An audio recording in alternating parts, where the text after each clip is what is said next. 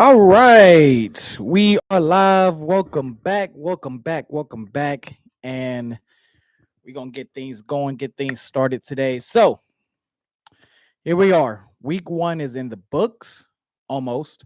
We got a few afternoon games, but for these guys and for the early afternoon games, week 1 in is in the books.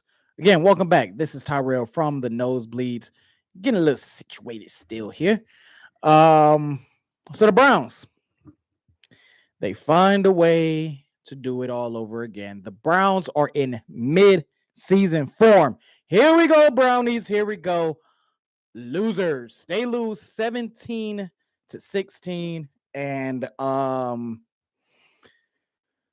boy. What a game. What a game. What a game. This game was. It was, will I say interesting? Yes. Um I don't know how to explain this game, but the best way I can explain this game is that the Cleveland Browns, okay, the Cleveland Browns are in mid-season form. That is the best way to describe this game. You have a defense, again. It's the same narrative, and mind you, we hired an offensive coach to be the head coach. But it seems like it's the same narrative of the offense is lacking because it is. There's no innovation, there's no excitement, there's nothing. There's nothing that is inspiring about Kevin Stefanski and Kevin Stefanski's offense. Flacco looks good in this offense because Flacco is used to this offense. His offense is similar, not the same, but similar to Kubiak's offense. But the Browns find a way to lose this game. So before we actually dive really deep into the Cleveland Browns and that loss and everything like that, let's talk about the other scores from across the league and give you a quick update on the games that are happening right now. So we had Tampa squeak out a win against the Atlanta Falcons off of Young Hoku's uh, game time missed field goal. So they won 23-20. The Pittsburgh Steelers took care of business against the New York Jets and a nail biter 34-32. Um, let's see. Aaron Rodgers went 22 of 30, 144 yards, 4 touchdowns, no interceptions. He kind of looked like his old self a little bit in that game. Justin Fields, 16 of 22, 218, one passing touchdown as well. Um, okay, the Indianapolis Colts look like world champions against the Miami Dolphins. That actually surprised me of how good the Colts played on both sides of the ball. They won 33-8. The Jacksonville Jaguars beat the Carolina Panthers 26-10. The Commanders beat the Giants 21-6. Arizona beats the New Orleans Saints 20-13, and that is the same score for the Las Vegas Raiders as they beat the New England Patriots um in that game. Nick, I'm not sure about what the over and under is on what week um Shador starts. But we'll see. We'll see. I would say depending on how Flacco plays or health wise, maybe, maybe week 11, but we'll see about that. So let's get into this, right? So this is a very clear day, very sunny day, not a weather in sight. I know Jacksonville and Carolina, they had a weather delay down there, but nonetheless, we didn't have to worry about that here in beautiful Cleveland, Ohio. Beautiful, picture perfect weather, 65 degrees. You couldn't ask for any better weather for a great game of football. Um, Cincinnati. Let's talk about Cincinnati. First drive, they absolutely controlled the ball in the first drive. They had 3 third down conversions in that drive. They were eating a clock, but actually both teams really were eating clock on both of their first drive. Matter of fact, the Browns' first drive actually led into the second quarter. So that should tell you what the time of possession was like for both of these teams. Um,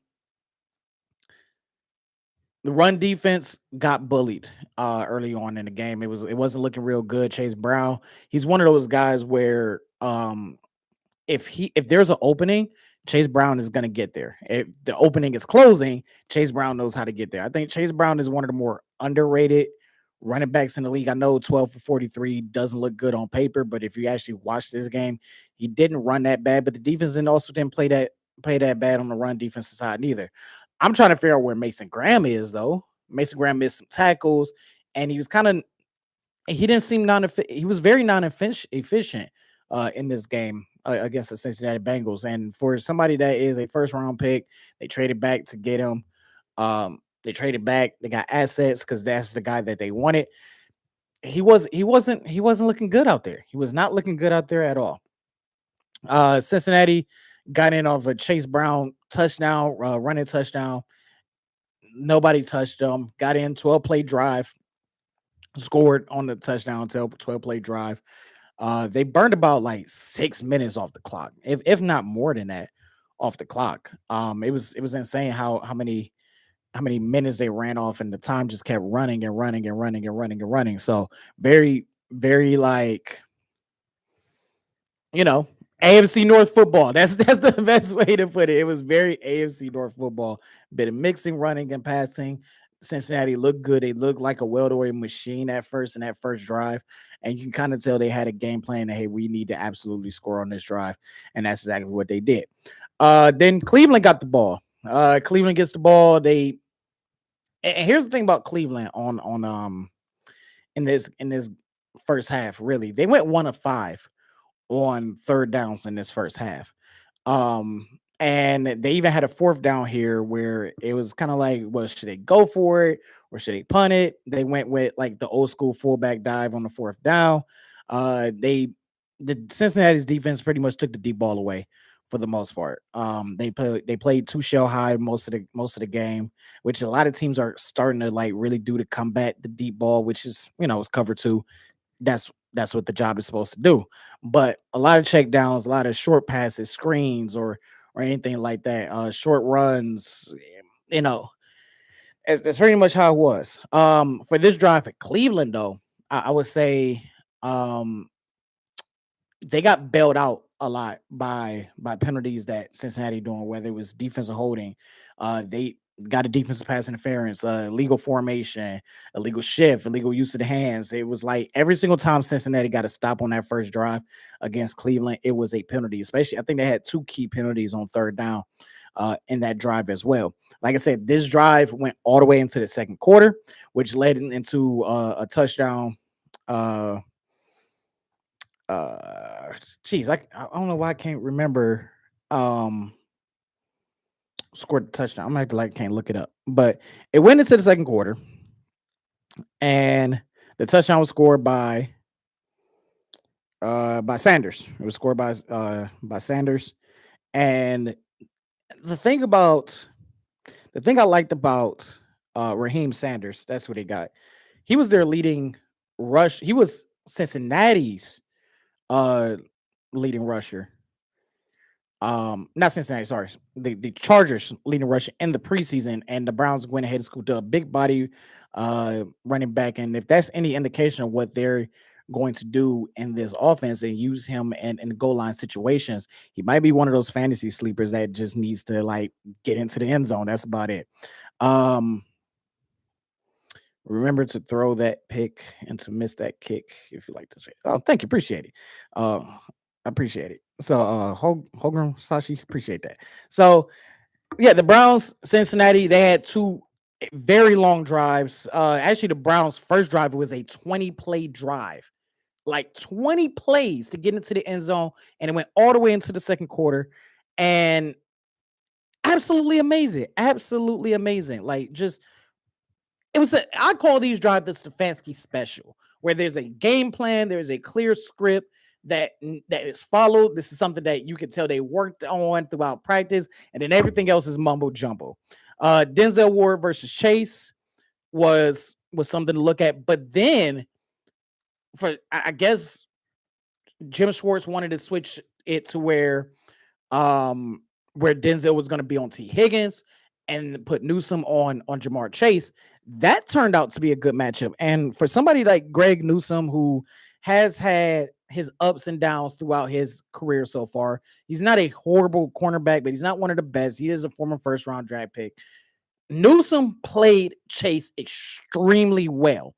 And really, the only time Chase really got a chance to get an opportunity to do something against the Browns was when either one of them was not checking him, when they had like a safety on him or a linebacker on him or anything like that. But like overall, they really contained both of these guys. Like they made Chase and Higgins made their own plays on their own way, but when Joe Burrow, it, he doesn't have a lot of passing lanes. They play a mixed balance of running pass in this game, but this usually happens with the Cincinnati Bengals against the Browns. The Browns have the corners that can contain or even shut down, by Chase standards, shut these guys down. And I know the discourse on Twitter was, oh, well, Chase is looking washed. Why'd you drive the first? It's because a lot of people got to realize, like, Chase always has problems against the Cleveland Browns. Like, just plain and simple, he just does. And whether it's Ward or Emerson, even though Emerson's out this year, or even today, it was Greg Newsome who was on him. And I remember the third down where I think that was in the third quarter. Looking at my notes here. Yeah, it was in the third quarter. It was a key third down, and Newsome got his hand in there. Played Chase good. It was good where Chase could get the ball, but played Chase good. Got the hand in there, and that was that. And Chase just, even when Chase didn't get the ball thrown to him, he could not get open the way he's accustomed to getting open. 2 catches, 26 yards. The Browns defense shut him down. The Browns defense shut T. Higgins down. Three catches, 33 yards. Noah Fant was really the key contributor. He had the touchdown, 4 catches, 26 yards, but nobody could really do nothing against the passing of the Cleveland Browns. And even with the Browns only getting 3 sacks in this game, they created a lot of pressure. They created a lot of timing issues with the Cincinnati Bengals. These guys really, this entire defensive line looked good. And I'm going to say something. Carson, the rookie that they got out of UCLA, Carson Schwager, right? I think that's how you pronounce his name. I always get his name mixed up. He got better as the game went on. At first, it was like he was non-existent. He wasn't really making plays all like that. But it was like once he calmed his nerves down, he was the guy that I saw at the second level making plays. And if he plays like that, this Browns team has a linebacker on their hands. Carson's going to be a stud if he plays like he plays today, if he continues that on a consistent basis in a positive way. And if you bring JOK back into that, you got 2 stud linebackers. You got 2 stud linebackers in Carson and JOK. But we know JOK is not going to play this year. But I think Carson is a great fit for this defense, what Jim Schwartz is trying to do with this defense, what the Browns expected out of him. He is what the Browns drafted. I mean, he's not the quickest guy, but man, he has his form down pat. He can make tackles. He's all over the field. His defense awareness is fantastic, and he was starting to come out of his shell as the game went on, and he was making a big difference in that Cincinnati defense, whether it was on the run or pass rushing or making open field tackles on receiving plays. This guy has it all. And another guy that has it all is Rashawn Hickman. He was everywhere. These guys played great. This defense, bravo. This defense looked like 2023. Okay. Just played excellent. Just played well. So when I look at those guys, and obviously, big 95 Myles Garrett, obviously, he played lights out. He played good. Again, even like there was a play where Burrow tried to escape on the third down and Myles Garrett tackled him from behind. Almost had the sack. But Myles Garrett tackled him from behind. Again, good play. Myles Garrett was very disruptive. Carson disrupted. Hickman, Denzel Ward played lights out. Greg Newsome played lights out. This defense, they balled out in that game. And really just all around great job by the entire defense to stop the runs, to stop the passing, to take away the deep pass, and make Jamar Chase and T. Higgins essentially irrelevant. especially coming off that first drive where it was a long first drive and it wasn't, they weren't looking the best in that first drive, but that's okay because the rest of the game, bravo, kudos to those guys. Um, so the Browns stopped Cincinnati on that second drive. Dylan Sampson is another guy that really stood out to me. Harold Fannin stood out to me. Both of those guys. Dylan Sampson was our leading receiver today. The running back. These not the first running back they selected. The second running back they selected was exceptional today. And yes, the run game wasn't the best. And let's talk about this. Let's address this elephant in the room right now while it's on my mind. The run game for the Cleveland Browns, this offensive line, I had this issue in last year. This was an issue last year, and there has been no improvements on this. The Cleveland Browns cannot produce any running lanes for anybody whatsoever. They cannot. They can't. I don't know what it is. And I know they got a new offensive line coach, but ever since Bill Callahan went over to Tennessee, they have not been able to run the ball. They haven't. If you look at Sampson's rushing numbers, you would think, what the hell? This guy was inefficient. But then you go to him in receiving, 8 catches, 64 yards. 8 catches, 64 yards. His very first game. He looked great. And he wasn't a guy that you could just tackle instantly. He was a guy that made plays, fought for extra yards, wasn't easy to bring down. And there were a couple of times where I'm like, man, if he would have just broke that tackle, he would have went to the house. Would have scored a touchdown, no doubt about it. So Sampson, another guy, Harold Fannin, just finding ways to get open. He creates separation. He's fast. He's strong. He's not that bad at blocking. I mean, this is just textbook, like what you would look for in a tight end. Like Fannin looked extremely well. I know he had the one drop pass on the third down and in the third quarter, and I was like, damn, dude, you got to bring that in. But he made it up the entire game. Like he just played exceptionally well the entire game, and you got to give Harold Fannin his credit where credit is due. Matter of fact, Fannin had 7 catches, 63 yards. Dylan Sampson, 8 catches, 64 yards. Cedric Tillman looked like the number one wide receiver out there for the most part. 5 catches, 52 yards. I know Jerry Jeudy had 5 and 66, but Jeudy looked good in that second to last drive, but Jeudy didn't look good in this game. He had a couple of drops. He couldn't create separation, and he didn't look good. He didn't look good. Cedric looked better. Fannin looked fantastic in this game. Dylan Sampson balled out, and Jerome Ford. I'm sick and tired of them trying to shove him down my throat. I'm tired of Jerome Ford. He got to go. But like I say, if you look at Dylan Sampson's rushing numbers, 12 carries, 29 yards, 2.4 yards per carry. This offensive line cannot create running lanes. And in the AFC North, you need running. Like Cincinnati, they're not going to have an issue for the most part with running the ball. They have a good running back in Chase Brown that kind of makes up for that. Sampson, I give him leeway first game, and also just the fact that he made it up in the passing game. No issue with Dylan Sampson whatsoever. I don't even think Dylan had a drop pass. Like he just was on one today when it came to catching. I would love to see Dylan Sampson more incorporated into this offense.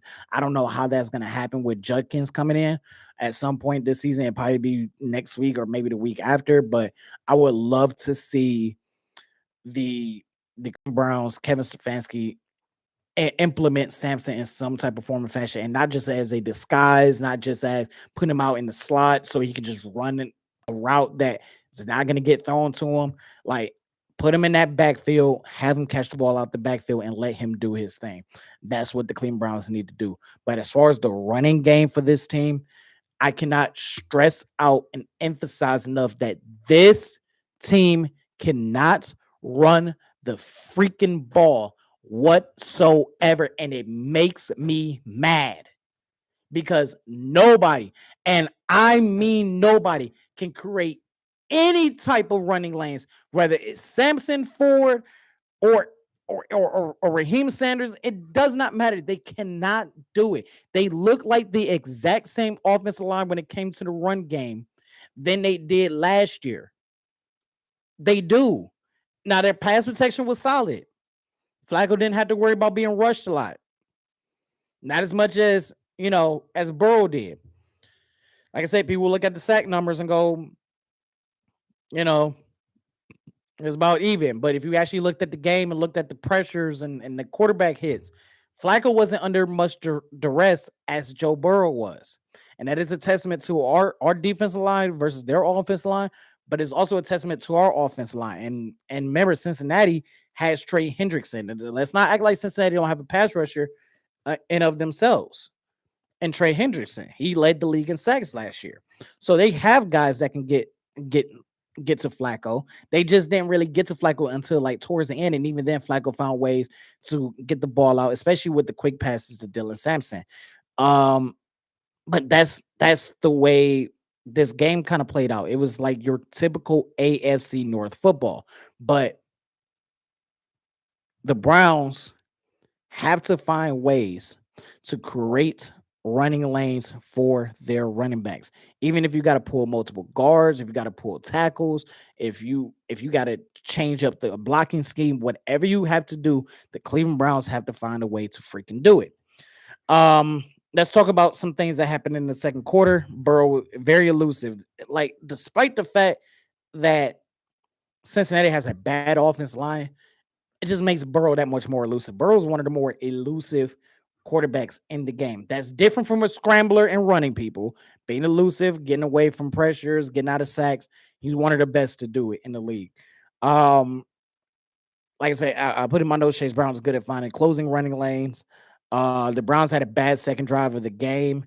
Uh, I kind of had some issues where it was a couple plays they didn't have Ward on Chase, but that was okay. They decided to make the game plan and make the switch over from Ward guarding Jamar Chase to Greg Newsom guarding Jamar Chase.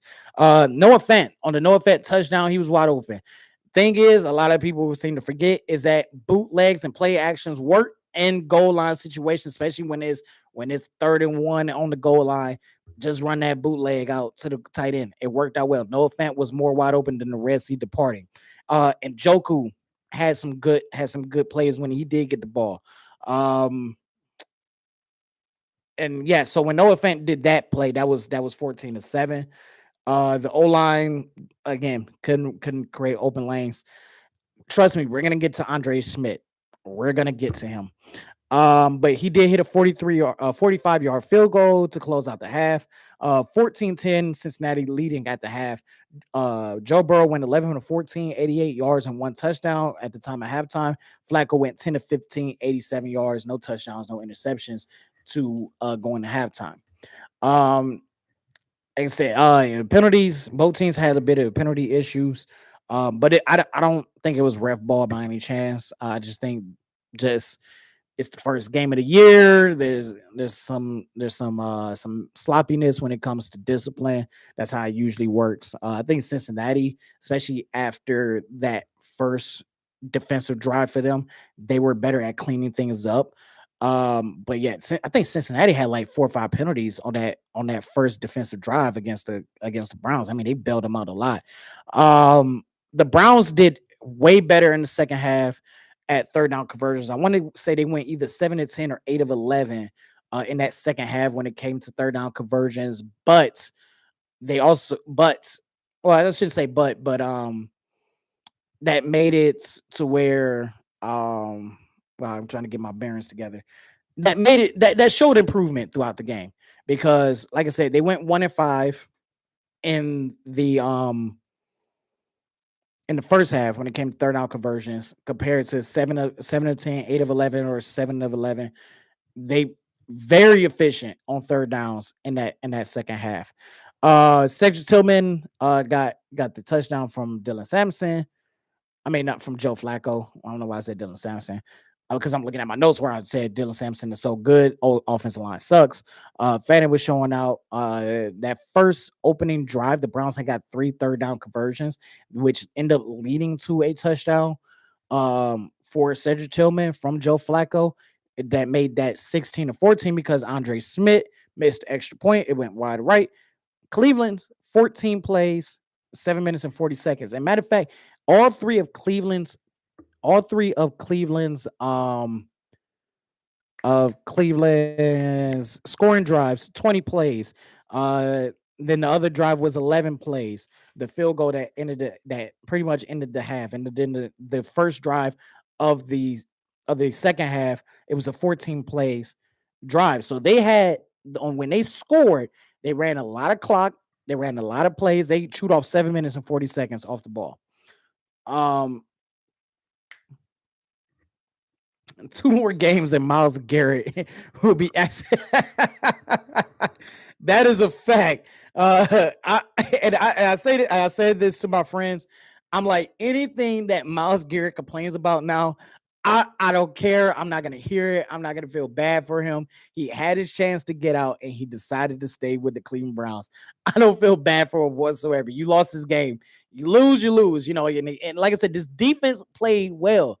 They played well, but this is what happens when you play for the Cleveland Browns. The Browns find a way to Browns. OIC only in Cleveland, but the Browns always find a way. They you can play. You can play so good on defense, but your offense is not going to show up. Or you can play so good on offense and your defense is not going to show up. And if they both play good, then your special teams suck ass. So the Browns were in mid-season form already. So I don't want Cody Kessler here. I don't. No. We saw enough of him back in 2017. No, thank you. Like I said, Flacco looked good. Matter of fact, I think Flacco went 31 of 45 for 290, a touchdown and 2 interceptions. Let's talk about Flacco's 2 interceptions, right? So the first interception was the pass to, I put it in my notes here. Was it McDrops? I call it, yeah, Jerry Jeudy. You kind of earned that Jerry McDrops thing again. You kind of earned that nickname right on back. But Flacco had 2 interceptions that let's be honest here. I wouldn't put that on Flacco at all. Flacco put the ball where it was supposed to be. You have 2 drop passes and it just ricochets up right into a Cincinnati player's defensive hands. And the one that ended the game, that sealed the deal, that was crushing because it looked like the Browns were kind of doing something. That was the Cedric Tillman one. And it was like the same interception played out again. And yeah, that was Jerry McDrops, Jerry Jeudy. Look, okay, you flashing me back up at it. You put hell no, I don't want Cam Irvin here neither. I mean, he probably better than some of these offensive linemen today, especially the way they play. But nonetheless, Jordan Battle got the first interception off of Jerry McDrops. That's his nickname. So he showed me better. That's his nickname. He had 2-3 key drops where I'm like, dude, what are you doing? What are you doing? No, Greg Robinson should be facing jail time for a long time. Absolutely should be facing. I would love Josh Gordon here as well. He will show this wide receiver room how to actually play. Let's sidetrack a little bit. The fact that Josh Gordon played that damn good with shitty quarterbacks should tell you everything about Josh Gordon. And it sucked because we had scored on that drive. We scored on the first drive. Newsom had that batted pass off of Jamar Chase. Then Flacco took, and then when we got the ball back, Flacco took the sack by Henderson and BJ Hill, and then Jordan Battle got the interception off of Jerry Jeudy's play, off of Jerry Jeudy's drop. So it just felt like we had momentum, even despite the fact that we missed the extra point. It felt like the Browns had some momentum, and it all got dashed away with that. But I would sit back and say this: as Carson was getting better, T. Higgins had that huge third down conversion. This defense did not break, and they allowed the field goal, and that was it. If you take away the interception, right? Cincinnati didn't score any points if you take away the interception. They got the 3 points off the interception, but McPherson hit a 35-yard field goal. It was a 7-play drive, 17-16, which ended up being the final score. Like I said, Tillman was looking like the number 1 wide receiver out there at points, especially compared to how Jerry Jeudy was playing. But I said it then. I said thinking that the Browns could potentially still squeak this out was like, that's a big win for the Browns. They didn't get them to score a touchdown. It puts you in a better situation than anything. But now you're in this scenario where you're down by one instead of it being a tie game, and it changes the landscape of the game. Then we move on to the fourth quarter. Jerry McDrops again on fourth down. He gets that moniker every time he f's up. This is a play I didn't agree, and I think this is, and I put this here, and maybe with hindsight, it probably was not not the worst idea with hindsight. But if you just got this kicker that y'all said was better than the guy you signed a 3-year contract with last year and Dustin Hopkins, then why not send him out there and try to kick a 56-yard field goal? Worst come to worst, Cincinnati gets the ball deep in their territory, right? But the way this defense has been playing throughout the entire game, really, why not trust your defense to do what it's supposed to do? They already did it off the interception. They prevented the touchdown. So in my mind, I'm like, we're down by 3. This is at this time. We're down by 3. Why not kick the field goal? Why not put some confidence in your kicker and confidence in the defense just in case? Kick the 56-yard field goal. That I didn't agree with. I still kind of don't agree with. You're in a situation where you need to get points. And the play call that they had, it wasn't a bad play call. I must admit, it was a simple play call. Jerry dropped the ball. But I was saying, like, we should absolutely go for the field goal. And we didn't. And we plain simply did not do that. But Jerry dropped the ball. It would have been a 56-yard field goal. Rashawn Hickman making plays on the defense side of the ball. Greg Newsome was locking Chase down. Like I said, Jamar Chase, 2 catches, 26 yards. Harold Fanning, I put in my notes, potential star, question mark, because he looked good in every asset of the game today. I also put in my notes, offense playing like they don't want to win.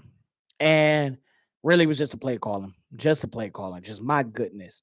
But after they stopped Cincinnati and then they got the ball, and they didn't score.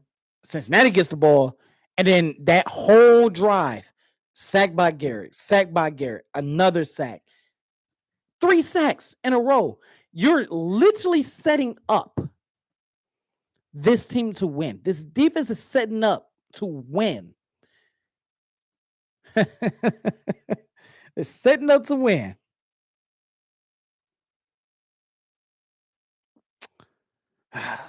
We got to talk about it. Then it happened. Browns get in position. Flacco has a good drive. The entire offense has a good drive. This is the drive that Jerry actually stepped up and made 3 key catches, 2 or 3 catches. 36 yards out. Flacco takes the sack. It happens. And Andre Schmidt plays like Schmidt and misses the go-ahead field goal. Now, who knows? Who knows if the Browns would have won this game, but the way this defense was playing the entire game, especially that second half, there's no doubt in my mind. Schmidt makes it. He's the hero. We win the game. Missed it with 2 minutes and 22 seconds left off the clock. 2 minutes and 22 seconds left to go. And Schmidt missed the 36-yard field goal wide right. Andre Schmidt, you will not have a job no more. You gave up 4 points for this team. I will be surprised if the Browns don't release him. I will be really surprised. Really, really surprised. But the Browns defense again stepped up to the plate. Stepped up. Got ran. Chase Brown. Not Jamar Chase. Chase Brown runs the ball. Stop. Chase Brown runs the ball. He gets a few yards. On the third down, big stop. Run into the 2-minute warning. Runs it into the 2-minute warning. Browns have 2 timeouts left. 2. Browns get the ball back. 2 timeouts, 1 minute, 57 seconds, 56 seconds left. And Cedric Tillman drops the ball like Jerry McDrops right into DJ Turner's third hand with 1:24 left. Mason inefficient. The offense inefficient. Stefanski's inefficient. Defense played its ass off. And the Browns, who controlled the clock, who controlled field of possession, who controlled the tempo of the game, found a way to lose this game. No ifs, ands, or buts about it. They found a way. They found a way. I want y'all to listen to this. The Browns had the ball for 35 minutes and 49 seconds. The Cincinnati Bengals had the ball for 24 minutes and 11 seconds. Joe Burrow probably played one of the most mid games I've seen from him in a long time.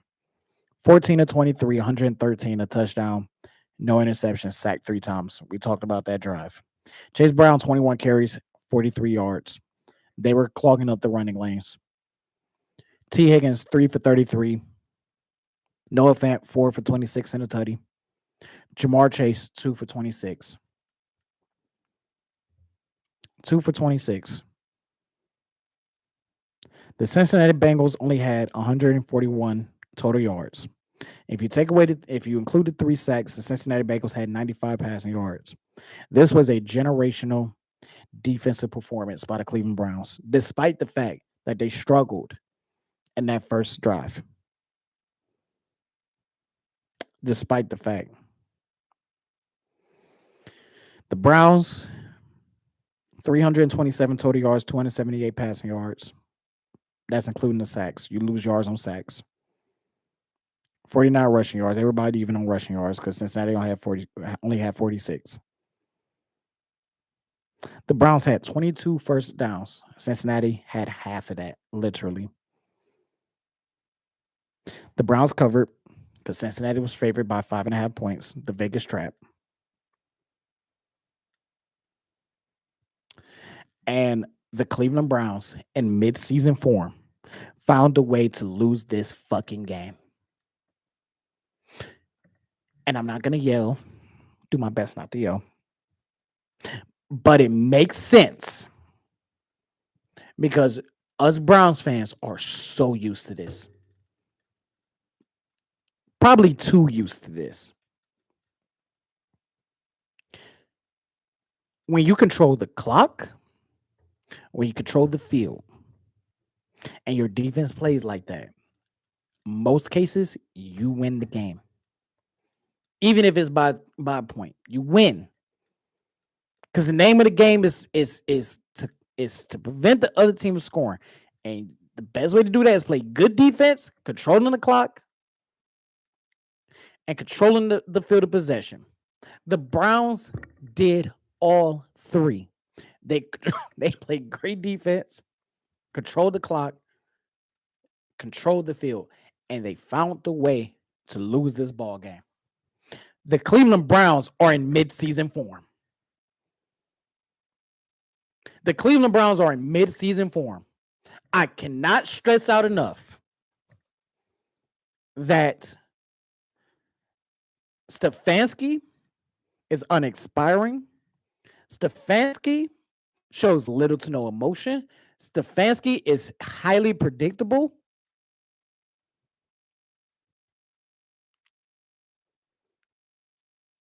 And when we needed to kick a field goal, we didn't. When we needed to go for it, we kicked the field goal. And maybe I'm saying this out of hindsight. I'm more than likely saying this out of hindsight. But damn it, I wish we would have went for it with 2 minutes and 22 seconds left. Our defense played great enough to where you did not have to worry. You did not have to worry about the Cincinnati Bengals scoring. The Cincinnati Bengals put up 14 points in that first half. They only put up 3. And if you take away the Jerry Jeudy drop that led to the interception by Jordan Battle, the Cincinnati Bengals didn't score any points. When Cincinnati had the ball on the 34-yard line, they only converted one first down. That was it. The Browns went 9 of 16 on first downs. On third downs, excuse me. Cincinnati went 7 of 14. They only converted one first down. No touchdowns. The Cincinnati Bengals offense was inefficient. They were inefficient. When they didn't start on their side of the field, they didn't even get to their side of the field in that second half. How do you waste a defensive performance like this? Really throughout the entire game, for real. They got better. Carson got so much better as the game went on. He looked like a captain out there. He did. Rashad Hickman is a stud. Newsom played like a stud. Denzel Ward played like a stud. These guys played like studs. And they found the way to lose this game. If it's not your defense doing the job, and if it's offense doing the job, the Browns lose. If it's vice versa, the Browns lose. And if all three are doing their job, which, hey, there were times where the Browns are doing their job. The offense is doing his job. The special teams found the way to lose this game. The Browns found the way to lose the game. 0-1. A sentence, a statement that all us Browns fans over the last 25 years are used to.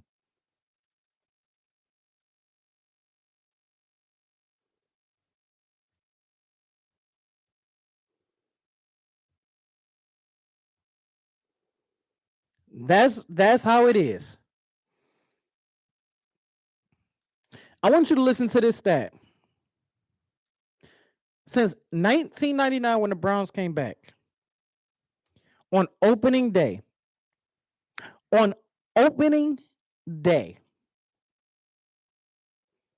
3 wins, 21 losses, 1 tie.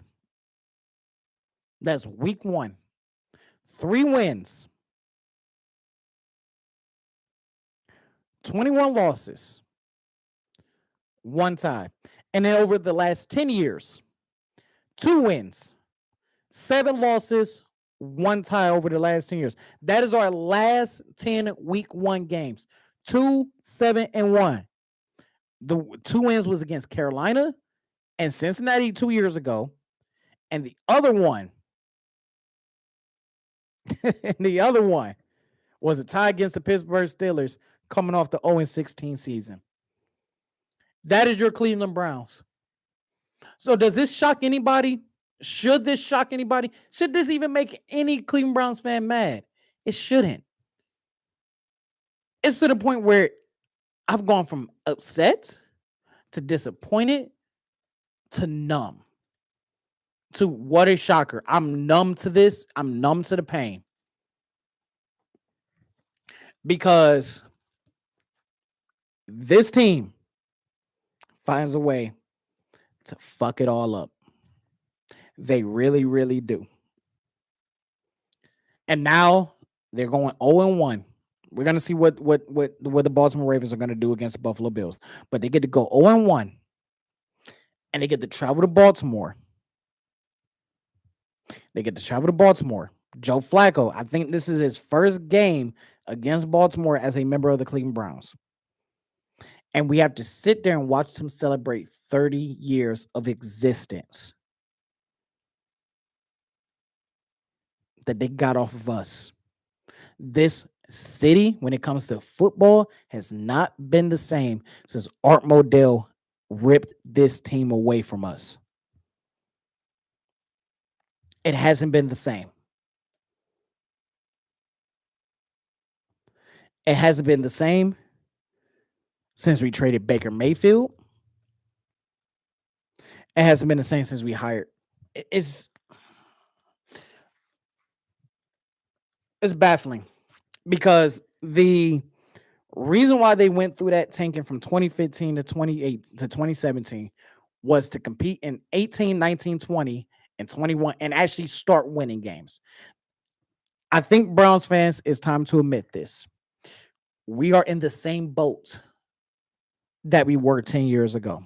Maybe a more talented roster, yes, but we have wasted veterans. We have burnt bridges.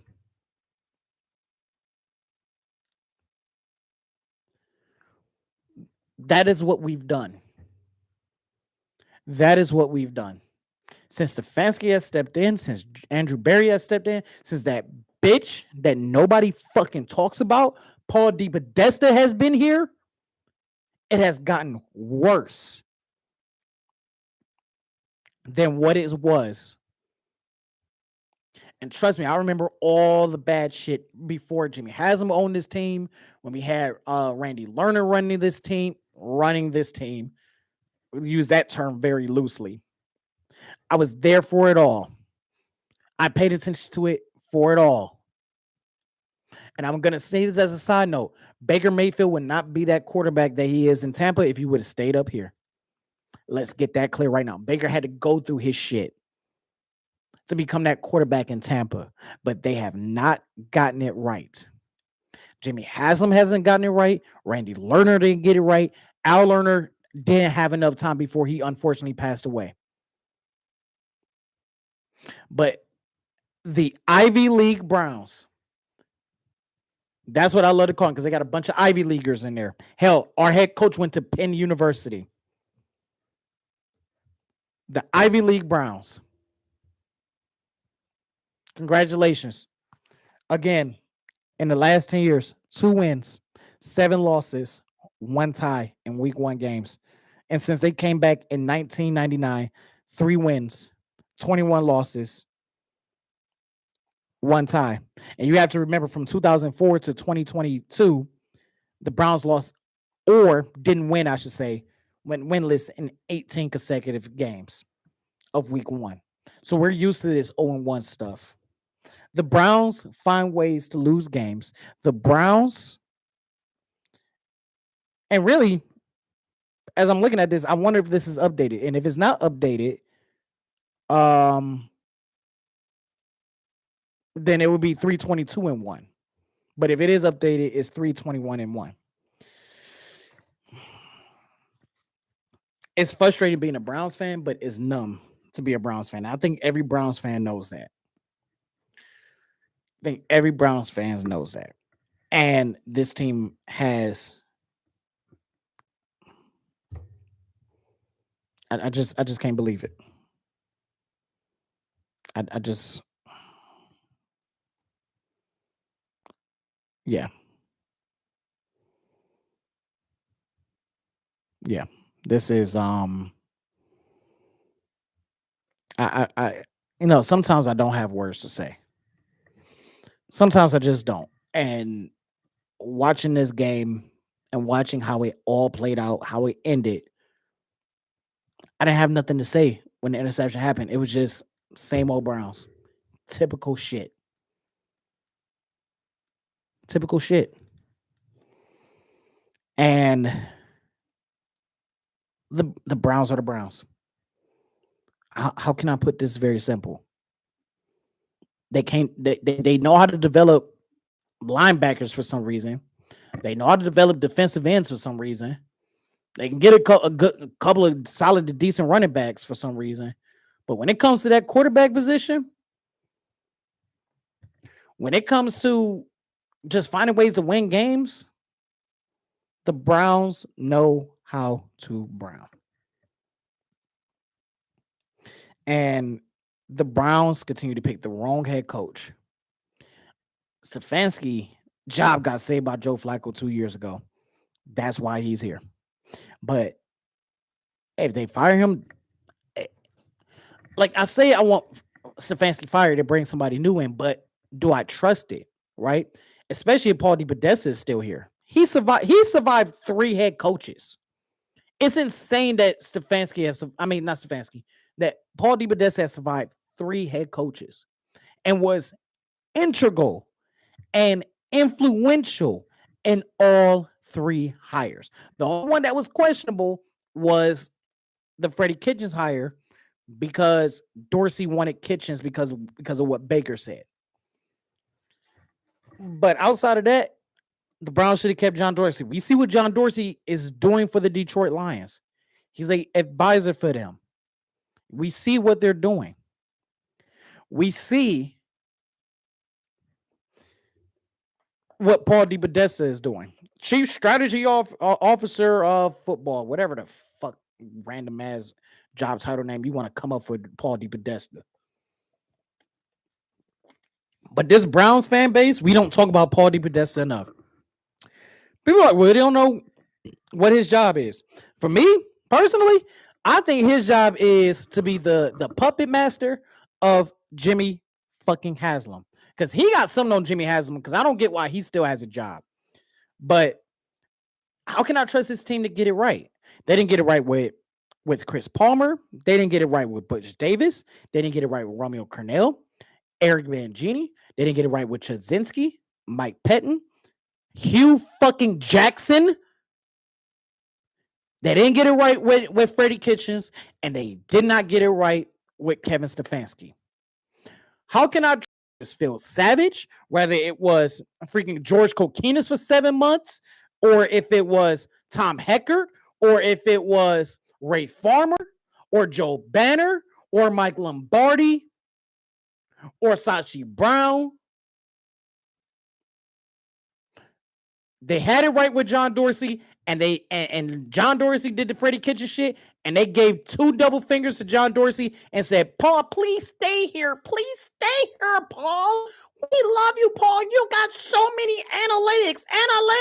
And Paul's like, analytics rule. You see, they made a movie about me because it's analytics.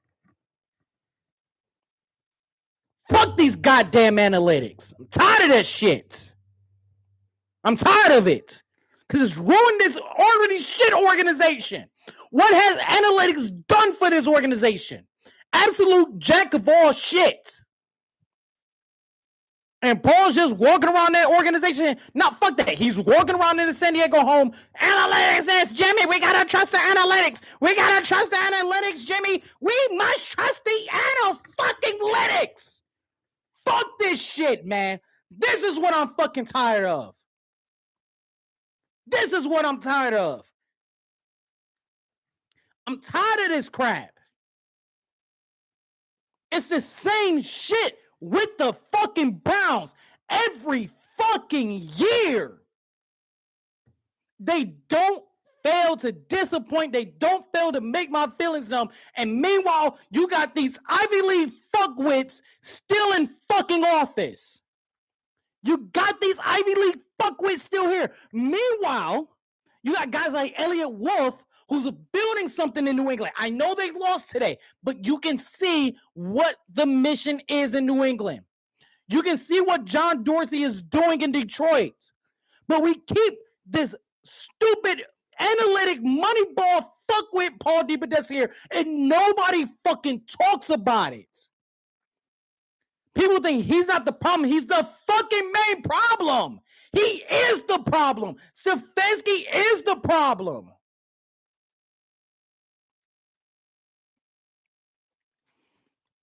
They're the problem. And it's like there's times where Andrew Berry wants to do something, but then Paul DePodesta, little shitty ass, who don't show up in Cleveland unless it's for the fucking draft to look good on TV, outranks him. And outranks Stefanski. Because even though they tried to deny it, how many coaches have we heard? You got to bring up your game plan up to Paul DePodesta so he can approve it. You got to send it over to him so he can approve it. How many times have we heard that? How many offensive coordinators do Kevin Stefanski get before we realize that Stefanski is the fucking problem as well? I've never seen an offensive freaking coach go through this many quarterbacks and not offensive coordinators or any coordinators of any position and not produce wins. It's different when it was a Belichick because Belichick had coordinators getting hired. But Belichick also won. This is different. You produce 2 playoff appearances. You produce 2 playoff losses. I don't credit you for the playoff win against Pittsburgh because Mike Prefer coached that game, not you, Kevin Stefanski. You probably would have lost that game too. It was Prefer and Van Pelt who coached this damn game, who coached that damn game. So you're 0-2 in the fucking playoffs.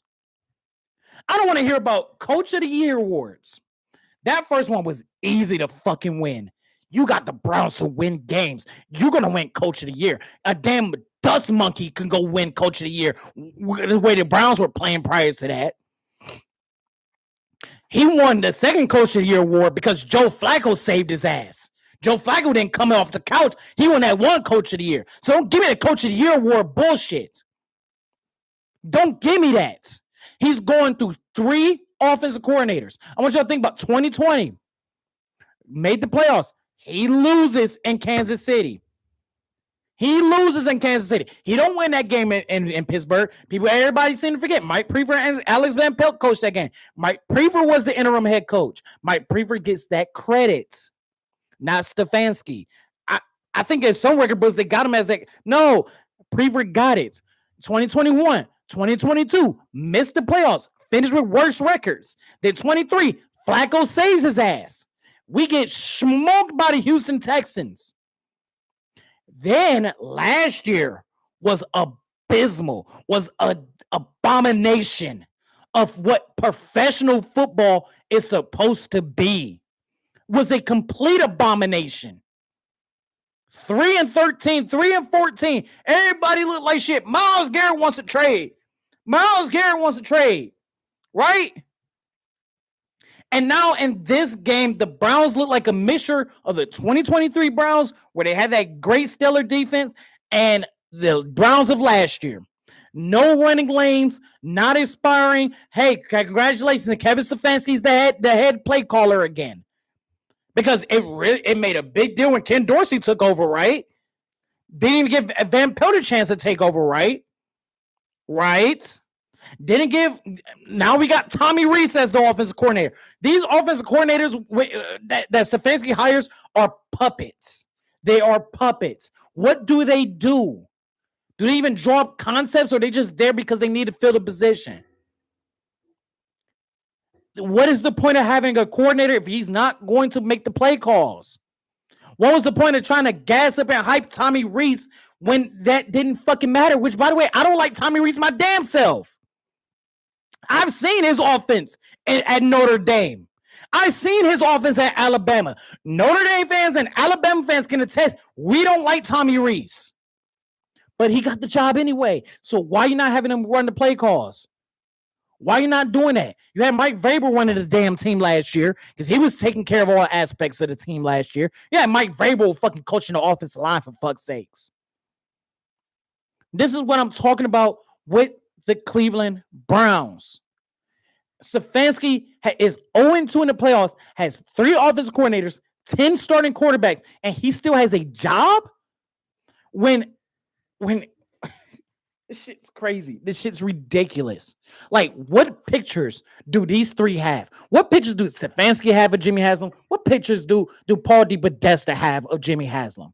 And they want a new fucking stadium? You can't even win in this stadium. You can't win on the shores of Lake Erie. Now you're going to try to move this bitch in Brook Park? So all you're trying to do is move the Factory of Sadness. They're like, Patrick, why don't we move the Factory of Sadness and push it somewhere else? That's all you're doing is moving the Factory of Sadness over to Brook Park, Ohio. But it hasn't made a difference. We haven't even hosted a playoff game in that damn stadium. And people want to, well, it's cold outside. We don't even play playoff games in the damn stadium. All our playoff games over the last 7 years have been away because we can't win a division. The last time the Browns won a division, the Houston Oilers still existed. So we can't even win a division to get a playoff game. Like, and we show out and are loud and banging on the stair banisters and making noise. And this is the product we get every damn year. Stefanski is the problem. Paul DePodesta is the problem. They're problems. Not a home playoff game since 1994. And you want to build a new stadium and you can't even win in this one. You can't even win in this one. That's fucking absurd. That is absolutely fucking absurd. It is. And I'm fed up and I'm tired of this shit. I'm tired of the Browns playing like this. But it doesn't surprise me. See, it makes me mad at the fact that there's changes to be made, but it makes me scared of the fact that the changes that needs to be made and they get made is just going to be another pile of shit because we can't get the right guys. And who knows if Paul DePodesta goes? Because if we fire Stefanski and Barry and it don't fire Paul DePodesta, it's like a wheel. Just keep spinning around, keep spinning around, keep spinning around, keep spinning around. It's like the hamster on the wheel. Except you're just throwing more shit on top of the fucking hamster. That's the Cleveland Browns. That is this organization.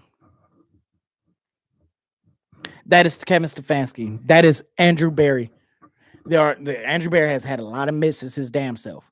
But between Fannin, Sampson, and Carson, oh, he hit on those. Mason, we'll see what you do week 2. We'll see. But you didn't look good in that first game. Didn't look good in that first game. Tell you that right now. But I'm very concerned about the future of the Browns. And it's not going to change as long as DePodesta is still there. It damn sure ain't going to change until Jimmy Haslam passes away because has no interest in selling the team. It's a damn shame. Browns fans should be scared. Browns fans should be ready. Now, they look good against Baltimore, which we kind of usually do. We'll see, but I think Browns fans need to be nervous about this season. Any Browns fans that was optimistic about this season, we'll see. We'll see how this defense plays on the road. Because a lot of people forget that 2023 season, we did not play good on the road on defense. So we're going to see how it goes. So there's that. So let's go ahead and let's check the scores around the league because those games the afternoon games should be done. All right, let's see. San Francisco beat the Seattle Seahawks 17-13. The Broncos took care of business against the Tennessee Titans 20-12. Green Bay beat Detroit 27-13, and the LA Rams beat the Houston Texans 14-9. Kind of surprised that was a very low scoring game. I was expecting a bit of a shootout on that one. So now we got to wait for this 8:00 game against the Buffalo Bills and the Baltimore Ravens. That's going to be a huge game. The closing line for that game is this betting app that I'm on right now has the Ravens as favorites as 1.5 favorites. If I were to bet on this, I'd probably take Buffalo on the money line. I think Buffalo could pull this off. Something like an over under of 1.5. I don't trust it at all. That's just me personally. But yeah, give me the Buffalo Bills at 1.5. Give me the Buffalo Bills on the money line for that.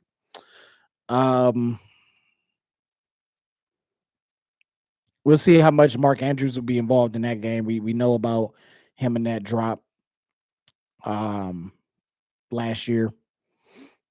So we're gonna see. We're gonna see how this goes. But yeah, Browns lose 17-14. Like I said, Flacco went 31-45, 290, 1 touchdown, 2 interceptions. Both of those weren't his fault. Placed the ball where it was supposed to be and still did not get the win. Still didn't get the win. So let's go ahead and check the comments real quick. as I try to calm down. Um, let's see. Danny Shelton needed more tackles. Assign Danny Shelton. Look, at this point, let's not bring back those teams, but that's what it kind of feels like. It kind of feels like the Browns are back in 2015, 2016 format. Um, yeah, I can't. I can't fathom it. Mark Cooper, yo, is Mark Cooper Wash. Y'all got rid of him last year. We just signed he was fourth on the depth chart, so he retired. The thing about I wouldn't say Cooper just stopped giving effort as much. And Cooper won a 3-year deal with the Browns, and to Barry's credit, he didn't give him the 3-year deal. He actually traded for Jerry Judy and gave that 3-year contract to Jerry Judy. Um, so that was kind of a good move by Andrew Barry on that one. Cleveland, the type of team that can't win unless they finish the game with more points scored than allowed. Cleveland just finds a way. Like I said, they uh, what's his name again? Andre Schmidt. Yeah, Schmidt left 4 points on the off the board. Like the missed field goal, the extra point missed, just wide right. He loves the right, so he will see himself right out of the football facility because he's. I don't see him going into week 2 as the kicker for the Cleveland Browns. Joe Flacco's the best quarterback since Baker Mayfield. Piece of paper bag is a better quarterback. Is the best quarterback for the Browns since Baker Mayfield. I watched a 2-hour video of every quarterback to play a snap for y'all since '99. That doesn't surprise me. That's 2 hours. It's the curse of Baker Mayfield. Look, Baker Mayfield would not be the player that he is down in Tampa if it wasn't for the crap that he dealt with here.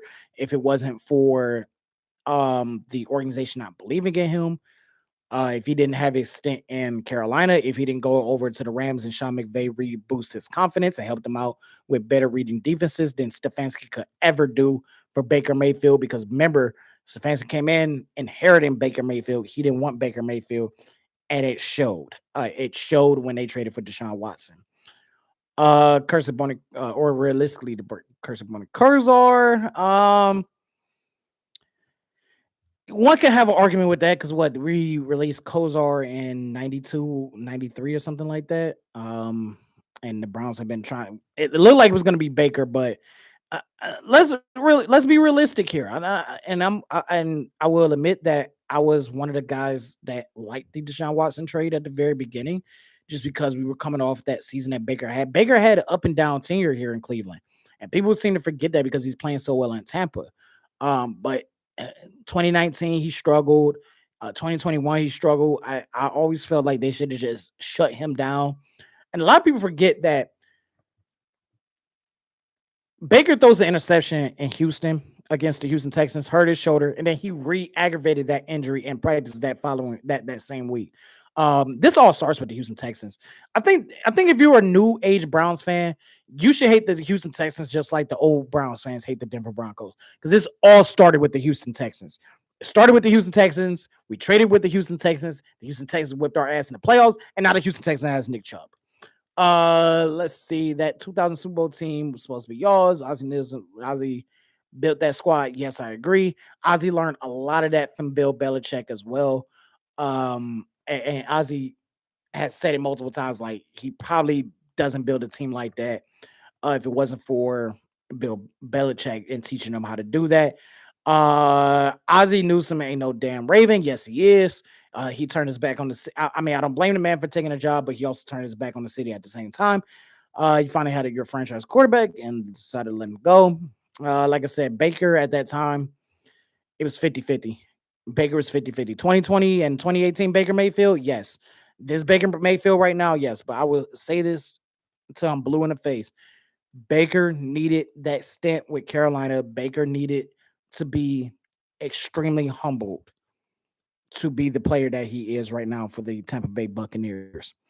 Paul DePodesta was a shitty GM, a baseball GM. I never understood why y'all hired him. I didn't understand it either, because I think Jimmy Haslam decided to sit down at the TV, decided to load up Netflix, saw Moneyball, and was like, somebody get me a line to Paul DePodesta right now. Browns haven't developed a quarterback since Kelly Holcomb. Kelly Holcomb wasn't like I think Browns fans romanticize Kelly Holcomb because he did help lead us to that playoff game in 2002, and we know what happened with that, especially with the Dennis Northcutt drop. But the Browns really haven't developed a quarterback since Bernie Kosar. I mean, you one can make the case with Baker Mayfield. Uh, let's see. Yep. Kevin Stefanski was out with COVID. That's why I don't give him that credit. No, I don't want Prime Time to be here. I don't think Prime Time will want to be here himself. Shador needs to go through his legs. Um, uh, yeah, Shador needs to go through his legs. Y'all did Baker wrong. I remember that, but still, that was your. Let's see.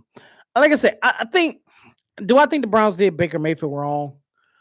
Yeah, I do. Do I understand why they initially went for Deshaun Watson? Y'all got to remember, Deshaun Watson didn't have a good number one wide receiver, and he threw for 5,000 yards before. He decided to, lay on the massage table and get pleasured. Um, but yeah, Watson.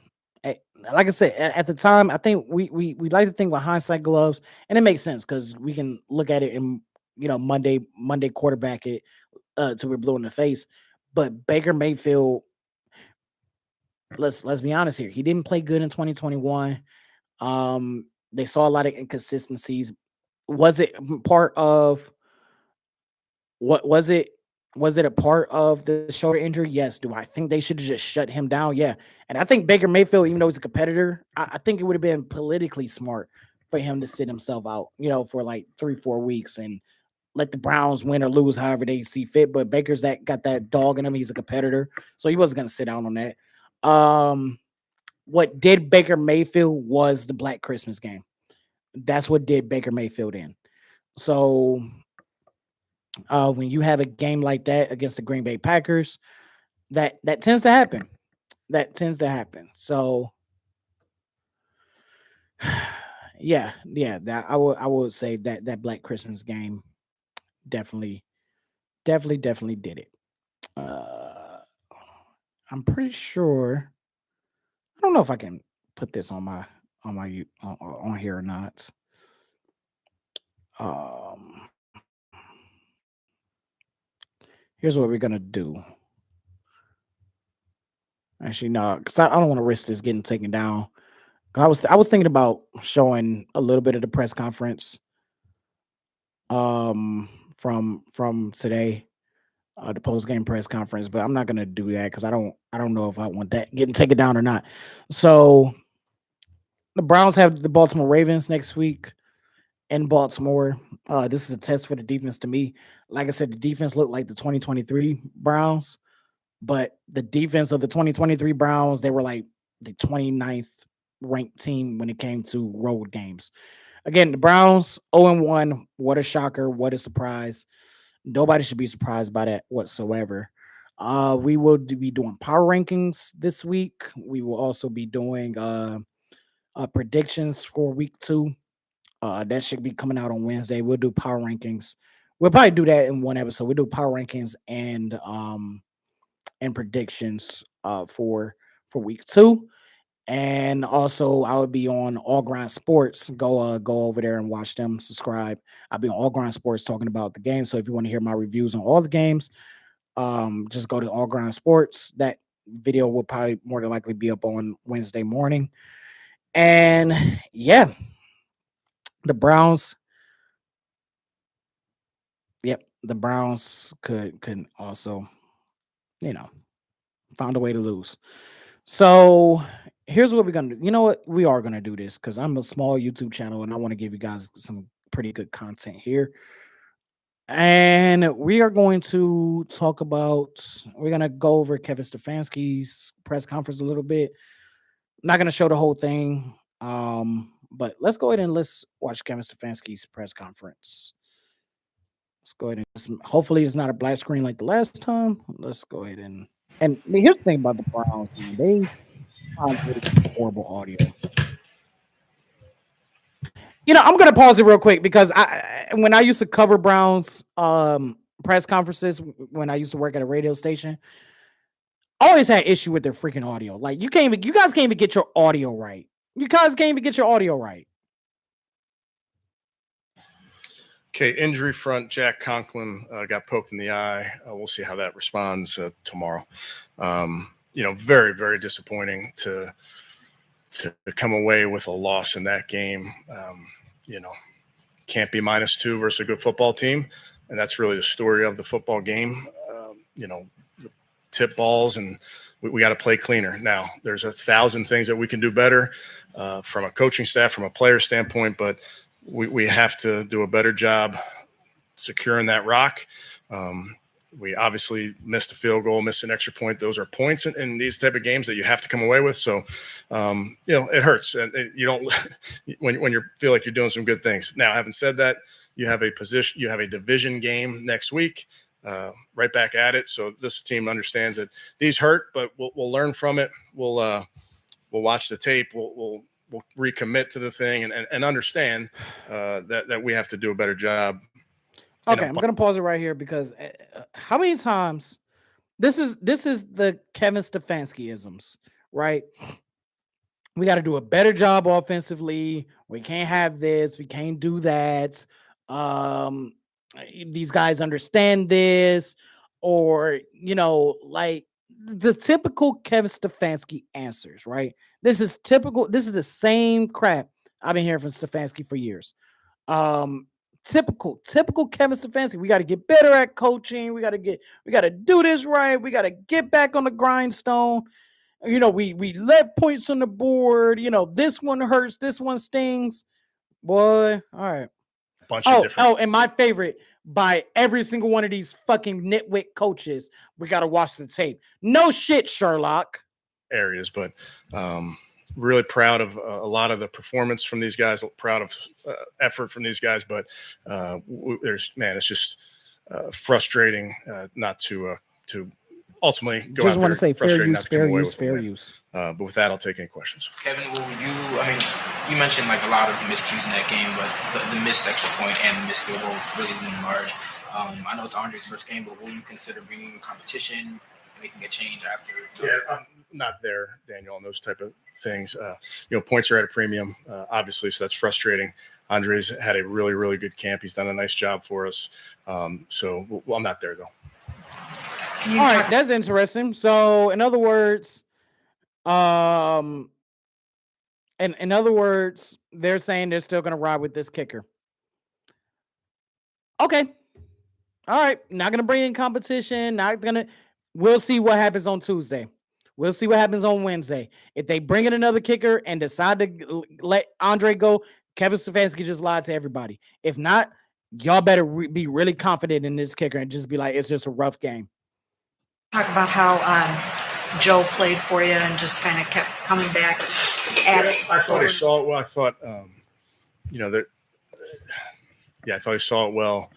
Got the ball to the correct people a lot of the time. Mary Kay gave guys opportunity to catch and run. But frustrated for him and for everybody. Those deflected passes, did you think both of those should have been caught by your receivers? Listen, if you ask those guys, they're going to say yes. Jerry and Seth are our two best receivers. We are counting on them. We will always be counting on them, and they will come through for this football team. I have zero doubt about that. Zero. Okay, so Stefanski's saying there are two best receivers, like saying the two best prisoners in the prison yard. Ain't no different. All right. And, those guys are going to say it back and say that they should have caught it. You're the fucking head coach. Say they should have caught the motherfucker. We don't have head coaches like Belichick and Saban no more, man. Kevin, you also had look like back-to-back drops on one where you're kind of on the edge of field goal range and third and fourth down. So when you talk about squandering points, that's part of it. It's part of it. It's the frustrating part. And again, we are not going to play perfect. We're not going to coach perfect. There's going to be times that we don't do it exactly how we want it to be done. So we'll clean those things up. But that's those are frustrating moments because you feel like you're moving the ball. Yeah, and on a positive note, Harold, Dylan, Obviously, their first starts and contributing in a big way to you guys. They ended up being the 2 leading receivers on the team. Just what did you think about their efforts out there? Yeah, I think our young guys, as I've told you guys and told them, we're counting on them. So the idea that we have rookies really just isn't true. They're not rookies. They're guys that we're counting on. So I thought they both had some good moments. Field goal drive at the end of the first half. Do you think you showed enough urgency there? It seemed like there was time squandered. Yeah, didn't want to leave too much time for them was the idea. The defense gave up only 7 yards, I think, in the second half, and just kept. I will say this about about that second half drive. I thought it was very genius clock management. You don't want to give someone like a Joe Burrow enough time to potentially go out and score, especially since the defense wasn't playing as they were playing in the second half. I kind of agree with that. You keep those in your back pocket. Obviously, you will want to get a touchdown off of that, but then again, it is what it is. I don't think Stefanski thought too hard on that. I thought it was good. I didn't disagree with running the clock out like that. You still, at that time, you're thinking there's Jamar Chase, there's T. Higgins. They have 2 timeouts. They have Joe Burrow. Let's just go ahead and run out as much clock as we can. Hopefully, get the touchdown. If not, get him field goal range. That's what he did. And I got to give Andre Schmitz credit for that. He did make that kick. Yep, Really good. Yeah, I mean, how many yards passing? So it was really good effort. That's the frustrating part for us as a team. Now, we're a football team, and we win together, we lose together. So we all get to share in this one. But, yes, it doesn't change the fact that there's some really good things that are happening. How tough is that? I mean, your defense has 3 sacks in a row put together, and then squandered the field goal and points. Yeah, it's tough, but it's football. It's things are going to get kicked in the teeth every once in a while. That's how this game goes, and it's about how you respond. Miles blew up one drive with a nice play on third down and came back with a back-to-back sacks. Just Miles really came through for you. Yeah, a couple times there he was getting not a couple times. Most of the time they're getting double team, getting the slide, getting chips, and still found a way to impact the game. We talked so much about the run game coming in. How did you think it was? And then did you think it was going to be a game where you had to possess the ball? I mean, I think all 3 scoring drives were 10-plus drives or 10-plus plays. Yeah, I think we left some yards out there in the run game. I think we can absolutely be better in the run game, so that will be a point of emphasis for us. There's some things that we can help our guys with as coaches, but ultimately I think that we certainly can be better. The run game is non-existent, Kevin. The run game is non-existent. Plain and simple. They create no running lanes. They create nothing for whether it's Jerome Ford, whether it's Raheem, whether it's Dylan, whether it's gonna be Judkins coming in. Everybody, I mean, it was so bad they was calling Nick Chubb washed last year. I don't know what Nick Chubb's stats were in this game, in the game today, but they were calling Nick Chubb washed. And I understood, he had the 2 injuries. But Nick Chubb in this game today, 13 carries, 60 yards, averaged 4.6 yards per carry. Nick Chubb wouldn't be doing that behind his offensive line. He wouldn't be doing it. As much as I love Nick Chubb, he would not be doing this behind his offensive line because nobody can run behind his offensive line. You guys hired a new offensive line coach. Get on his ass.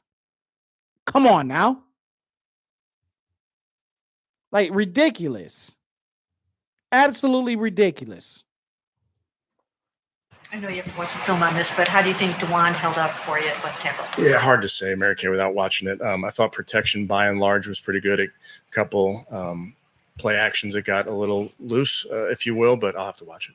Is there any sign during the practice week that Schmidt was uncertain about things? No. Was that Grossi asking that stupid question? Like, sometimes our Cleveland media sucks, bro. They ask the most dumb questions. Like, was there any signs that Schmidt had any issues? Did he show you it? No, he didn't. He probably had a good ass practice. Ain't nobody there, just hit the field goal. Probably had a good practice. No, there weren't signs. That's why he sent his ass out there. That's why he started. What a dumbass question. Do you find you lost the impact a little bit with the loss of Quinn Sean Judkins? Do you feel like could have had him out there? Like, couldn't need him out there? Yeah, not on my mind. I agree with Stefanski. Why again? Stupid questions.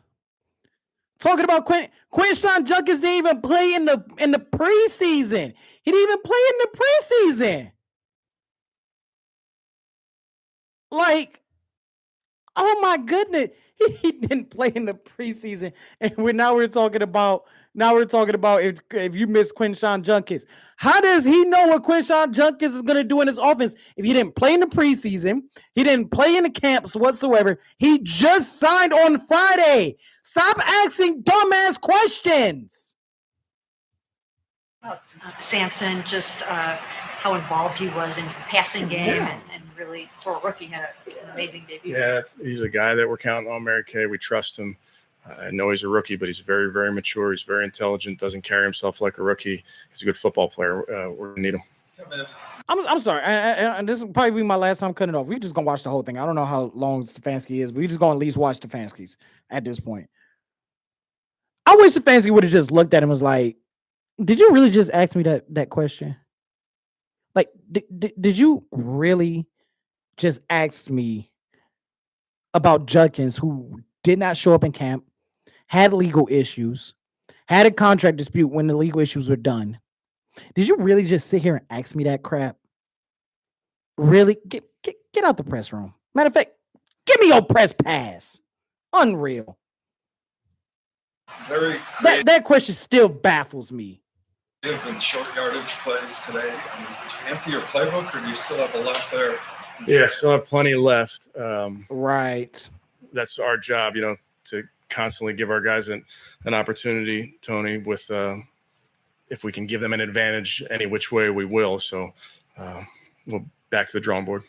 What do you think of Schlesinger's performance? He seemed to be flying all around the ball. Yeah, we'd have to look at it, but just based on how we played as a defense and just the few glimpses I had of him, I thought he ran the ball. He ran the show well. He will only get better. Seemed like they were keeping. He got better throughout the game. A lot. Is that what I mean? And the way Greg performed against a guy like that. Yeah, they move their guys around a good bit. That may have been part of their equation, but we trust our guys. I thought there was some really good moments from our back end. Especially tough, obviously, because you guys want to defend your own home turf and win for these fans who are out in full force for you guys. Frustrating. You start at home, Mary Kay, in front of a great crowd with a division game. So we didn't get it done. We know the reasons we didn't get it done, and give credit to Coach Taylor and those guys. We didn't get it done, and they did. But we got another division game next week. Kevin, on the drive that ended in the missed field goal, your first and 10 at the 13, did you have in your mind you settle for a field goal there and wasn't going to take any shots in the end zone? I'd have to go back, Tony, and look at the tape. Yeah. I can't. Sorry. Good. Okay, thanks, guys. All right. So, Fancy's press conference. If you guys want me to continue with those, like at least reviewing Stefanski's press conference after every game, I will gladly do it. I'm not worried about the Browns coming after me for this. Especially like small channel, everything like that. And also fair use, because we're not using it to gain money. We're using it to review and react and educate, I guess. So it's fair use. It's under fair use. So that's why I will hear me say sometimes fair use. I'm invoking the fair use copyright thing, copyright law, whatever it may be. But Carson played great. He played he was great. Like I say, he kind of struggled in that first half a little bit, but like as that game went on, you could tell he was gaining his confidence and everything like that. So again, Browns lose 17-16. What a shocker. 3-22-1 since 1999 in week 1 games. They found a way to do it again next week against Baltimore, at Baltimore on the road. They're in their shitty ass 30th anniversary game. And such a disappointment for Browns fans, such a disappointment for the Browns fans, for Brown Spider and the first lady of the Browns. They got married in the Muni lot. Congratulations to them. So, unfortunately, we couldn't end it off with a win. But that is how things are done now here, or always done now, or always done for the Cleveland Browns. Like I said, this Wednesday, we'll be doing power rankings. We'll also be doing previews predictions for week 2. So tune in for that, and also hit the like button, subscribe, share with your friends, and let's get this going. You guys could have been anywhere else, but you all chose to be here, and I thank you all, and I appreciate you guys very, very much. Maybe and I would be coming up. I think if anybody watched the State of the channel address, that criteria for the franchise quarterback series should be coming out either during the power rankings video, or it'll happen next week on the live. We'll see about that. So again, this is Tyrell from the Nosebleeds. Thank you all for watching. Hit that like button, subscribe, and share, comment, and let's get to 100 subscribers by the end of the month. We're at 76 as of right now. We're almost there. Would love to have 100 subscribers by then. Appreciate everybody tuning in, even if it's for a quick second. We'll be doing this every week. We'll be back here on the live for the Cleveland Browns. Go Browns. It's tough to say, but they lost, but still going to represent my team. Go Browns, go Cavs, go Guardians, go Fighting Irish. See you next week.